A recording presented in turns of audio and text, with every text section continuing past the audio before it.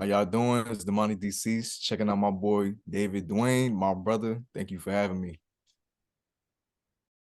What's going on, everybody? Thank you for tuning back into On Air with David Duane. Right now, we've got our boy Damani Sease with us right now. He's a part of the Hulu series Wu-Tang, and he plays You God. What's going on, man? How are you? I'm doing well, man. Thank you for having me.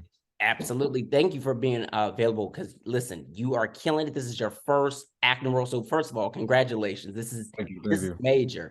And you Yeah. manifested this moment. I So, think, in life as a whole, has manifestation and just speaking things into existence been something that you've always done, or did you kind of get used to doing that along the lines in your life? like it's both. It's something I've always done, even since I was younger. Just this ultimate belief in myself that I could do whatever I put my mind to and just work hard at.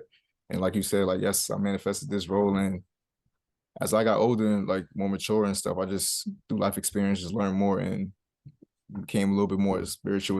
You know, that's amazing because I'm the type that's like manifesting. I'm like, listen, you got to speak goodness over your life. You got to speak goodness over people's life. You got to like say it to believe it. And you really manifested this whole entire role. But before getting into acting, football was something that you were doing. So tell me about the love of football. That's always been a passion of mine. Like growing up, I know when we used to live in New York, I used to get in a lot of trouble and stuff like that. And I had the opportunity to move to Jersey, and that's when I really like discovered playing sports and all that. I feel like it just kept me out of trouble. I was a troublemaker. I was a bad kid, so playing I football was can something. see it. Playing football was something fun. I had to do with I did with my friends. They would play. I had relocated again. I moved like 50 times in my life, but I played for the first time in like middle school, and I was like a really talented athlete individual. So I just went with it. And with acting, well, it's something I always wanted to do. I was more so like the shy type when I was growing up. My friends always played sports. I didn't want to like bring it to anybody's attention because I felt like I'd be made fun of. And so I just stuck with the football. And fast forward some years later, I go to college and I'm like, yo, I need to stop wasting time, like, and just follow what I really want to do. And that's when that came along. So you mentioned something that's very interesting. Being the fact that you played football, your friends would think different and so like that, what you wanted to act. What made you think that about like your friends? Like that they would be like, oh, wait a minute, that ain't it, fam. Because acting is, listen, you can really make money in any field if you are really sharpening your tools. I feel like just nowadays, people, or even like back then, I just feel like a lot of people just don't dream as big.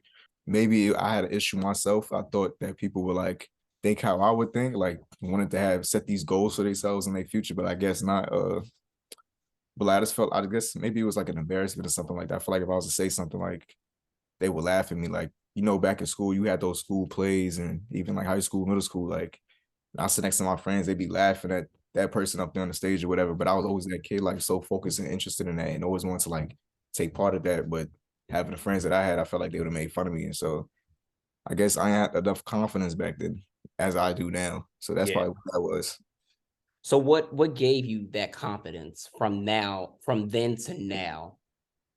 Just I studied a lot of like of people I consider the greats, like with actors and stuff like that, like Denzel, Christian Bale, Tom Hardy, other people. Just watched a lot of motivational videos, and it's like just really just saying just block out all the outside noise and just do what you want to do. Like the time is now, and I just did that every day.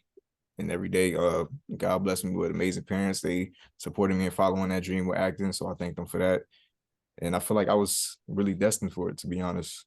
I feel like God spoke to me one day, and I listened.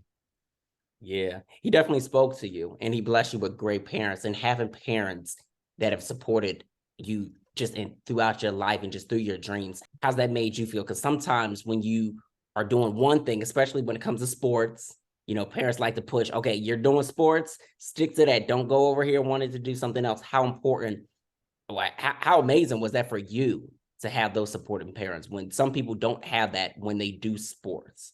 Because that is a real thing. Yeah, for sure. I remember when I was in college, when I was getting ready to drop out, I didn't want to just like show up at the crib. My mom be like, "What the hell you doing here?" But excuse me for cursing. I know you But good. but I had called them when I called everybody. I called my moms, I called my pops, I called my older brother.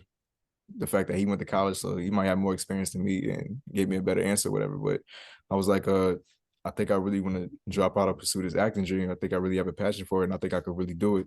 And it was like, that's what you want to do, then we're gonna support you. And that's something that I'm never gonna forget. Cause then I could have had the mom that have been like, no, you're gonna stay your butt in college and you're gonna get this degree or whatever. And I would have never been part of the Wu-Tang thing, because I had booked the co-star my first ever little role for the Wu-Tang series for like a stunt part. So that was like a full circle type moment for me. So, and then your dad was even saying that you looked like you got it, stuff like that. Yeah, he had brought it to my attention. He does stunts, and when they was doing the first season back in 2019, before it even came out, he was doing stunts, and he was saying how, like, yo, they don't have you look just like him. It was my cousin as well who mentioned it, and ever since he said that, I just kept seeing him on YouTube. Somebody would mention him, listen to his music. I would just kept hearing this. I'm like, nah, this is God talking to me for real. So like ever since that, I was studying him before the first season even came out. So by the time the role came around, I was already prepared and I was ready. It was like one of those things where opportunity meets preparation, you know? And were you already a fan of like Wu-Tang, or just like after your dad saying that you kind of like dived into their music, their brand, and you know, their story? Well, being from New York, I always knew who Wu-Tang Clan was. I'm not gonna say I was a fan, but I definitely, if I heard the song, I would know what it was. Like Protect Your Neck, everybody knows that. Oh yeah. Um, but definitely playing this role, like I felt more in love with the like how they are. Like they're not just a regular rap group. Like they're inspiring. They motivational. It's like they teach you so many different things that you can learn, even from just watching the show and being in RZA's presence. He's always dropping gems, and just to make like all of us young black men be better men, even for like the young ones, you know, and inspire them as well. And I love the fact that you said inspiring in Black men. How important is it for young Black men to stay inspired, especially as we continue to go through the pandemic? We see the things that we go through in the regular day of life. And, you know, there's, you know, when we have different walks of life, how important is inspiration, would you feel? You know, everybody has a different situation in life. Everybody's situation may be harder than others, but we can, if you want to be an actor or a singer or whatever you want to do, you can do it no matter your situation. And it's easier said than done, I know. But we all have life struggles, and you just gotta believe in yourself, man, and have faith, man, and just keep God first, and you can do it. Amen. And that's what I tell people. You got to keep God first. So for you, how important is your faith, you know, going through, you know, a different type of industry and role and limelight? Faith is definitely important to me. I even got a tattoo on my neck saying faith. But Oh, I feel love like that. through my experience through life and everything I've been through, it's just like my whole life, I feel like people always been hating on me all the time. So it's something that I could like block out easily now than I did before. So like people say, nah, you can't do that. Okay, I'm gonna do it, and you're gonna see. You know what I'm saying? Like I was saying before, like just inspiring the young ones. Like I just want to be the best version of myself that I could be, so that they could see me and like not make the same mistakes and be even better than me. You know, I feel like that's what it's all about. And that's what's important, being able to inspire young ones to, you know, so that they can't do it. Because a lot of people feel so like they don't feel encouraged at all just from the things that they see and stuff like that. So us as older Black men, not saying that we too old because we young as hell, but we gotta, you know. I gotta say too, man. I'm not going to. I'm just gonna say that us as people all together, sometimes we gotta do better. I had to talk with my mom the other day, and she was asking me a question. She said, damn, I forgot what she said. Oh man, but it was around the lines is like oh yeah, she said if you had somebody to talk to on set about something important, who would you talk to? And I felt like, and I said no matter like what relationship I have with anybody, it might be this person or cast member I don't like, I will still talk to them, because everybody had, like I said before, everybody has different walks of life. And so they might know something that this best friend I might have might not even tell me. You know what I'm saying? You might have that talk with that person I don't like, and that situation, that conversation might help why we even beefing in the first place. You know, I understand like where he's coming from. You know what I'm saying? Stuff like that. Yeah, So perspective. like I was saying, yeah, like I was saying, like we just gotta do better, because you never know what somebody's going through. You know? That is so true. And I tell that to people all the time, but I just feel like it just, it's like it does not quite sit with people here, and people do more than just, Mm-hmm. I sit Yeah. in solitude. There are literally moments in my life, each and every day, I could even show you my phone. I don't respond back to people text wise because sometimes it's best to not say anything and understand perspective from that person's point of view without responding. Get back to them at a better time for you and understand your perspective as well too. You definitely got to find that balance for sure. I think that alignment is perfect. You know what I'm saying? Like once you figure out when that alignment, when to like being like a helping hand or to communicate with people, I feel like you can do better in life. Yes, I love the fact that you just said that. And coming into this, you know, this final season and then just being welcomed from the cast, stuff like that, who were some of those cast members that you were able to like really hit it off with?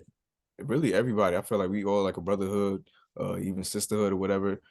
I feel like everybody connected, and that's why our chemistry on screen is so good. So really, it's truthfully everybody.